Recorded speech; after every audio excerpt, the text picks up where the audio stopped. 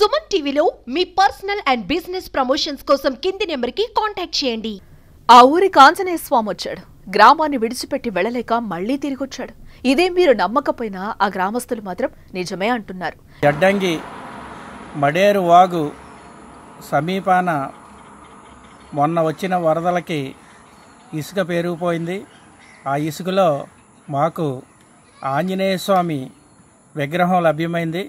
ఈ ఆంజనేయ స్వామి విగ్రహం లభ్యం అవడం మా జడ్డంగి గ్రామం యొక్క మంచి జరగడానికే సూచన అని చెప్పేసి మేము భావిస్తా ఉన్నాం. గ్రామానికి వచ్చిన స్వామికి పూజలు చేస్తున్నారు.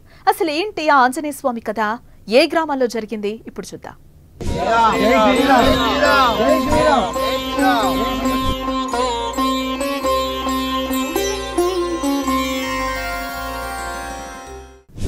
హిందూ దేవుళ్లలో ఆంజనేయ స్వామికి కూడా ఎంతో ప్రాధాన్యత ఉంది.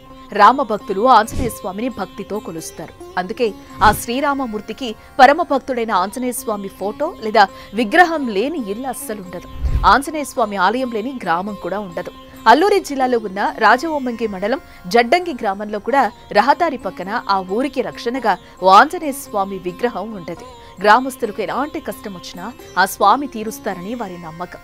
ఎవరు ఊరు దాటి బయటకెళ్లినా ఆంజనేయ స్వామిని దండం పెట్టుకుని వెళ్లడం వారికి ఓ సెంటిమెంట్.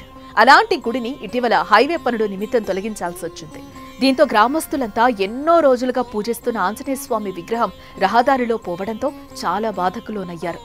ఇలాంటి సమయంలో ఆ గ్రామంలో జరిగిన ఓ ఘటన ఆశ్చర్యానికి గురిచేసింది. అంతా ఒకసారి జై హనుమాన్ జై శ్రీరామ్ అంటూ నామస్మరణ చేసేలా చేసింది.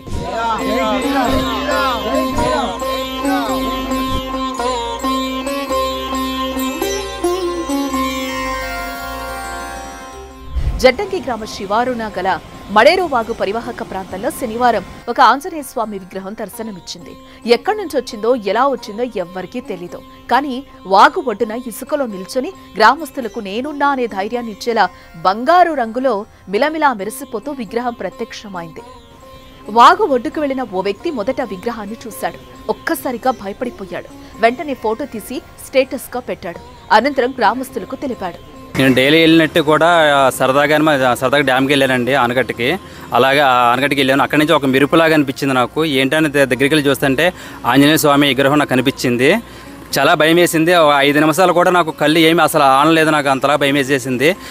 మళ్ళీ 5 నిమిషాల తర్వాత మళ్ళీ నేను ఉన్న విగ్రహాన్ని దండం పెట్టుకొని మళ్ళీ ఉన్న గ్రామ ప్రజలకి అందరికీ ఇట్లా విగ్రహం ఉంది అనిపించిన స్టాటస్ లాగా నేను పెట్టాను. దానికి ఊరు జనం అందరూ వెళ్ళి ఉన్న టెంకాయలు కొట్టారండి దేవుడికి.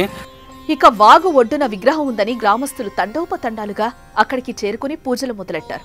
పసుపు కుంకుమ పూజలతో హనుమంతుణ్ణి అలంకరించి భక్తి శ్రద్ధలతో కొలిచారు. కొబ్బరికాయలు కొట్టారు. ఆ ఆంజనేయ స్వామియే తిరిగి తమ గ్రామానికి వచ్చాడని భావిస్తున్నారు. తమను వదిలి వెళ్లిపోయిన ఆంజనేయ స్వామి విగ్రహం ఆ ప్రాంతానికి వచ్చిందని ఆనందంలో మునిగిపోయారు. ఆంజనేయ స్వామి విగ్రహాన్ని గ్రామ పెద్దలకు సహాయంతో మరలా సమీపంలో గల గుడికి తీసుకువెళ్లారు. త్వరలోనే మంచి ముహూర్తం చూసి ఆలయం కట్టి విగ్రహాన్ని ప్రతిష్ఠిస్తామంటున్నారు.